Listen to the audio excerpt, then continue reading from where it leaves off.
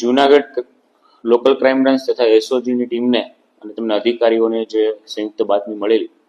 તેમના આધારે જૂનાગઢ યુવનગર રોડ પાસે આવેલા મહાનગર સંચાલિત પમ્પિંગ સ્ટેશન પાસેથી જે હાઇબ્રિડ ગાંજાના 3.160 કિલોગ્રામ જેટલા જથ્થો, જેના 3 પેકેટ અને જેની બજાર કિંમત 1 કરોડ 16 લાખ રૂપિયા થાય છે, આ જથ્થા સાથે 4 આરોપીઓને પકડી પાડેલા. જે એલસીબી અને એસઓજીની ટીમને જે બાતમી મળેલી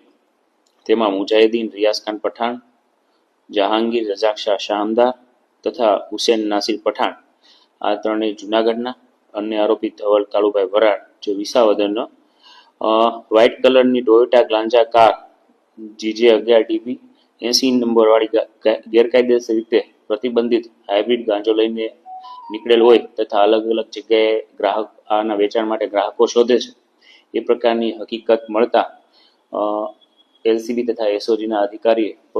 પોતાની ટીમ સાથે જઈ અને આમને પૂછપરછ કરતા તેમની ગાડીમાંથી છે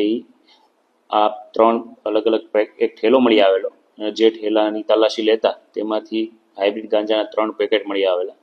જનરલી બેંકોક અને થાઇલેન્ડથી આ જે પ્રતિબંધિત હાઇબ્રિડ ગાંજો છે તે લાવીને તેનું વેચાણ કરે છે અને હાલ આ દિશામાં છે એ ઊંડાણપૂર્વકની તપાસ એલસીબી કરી રહેલ છે.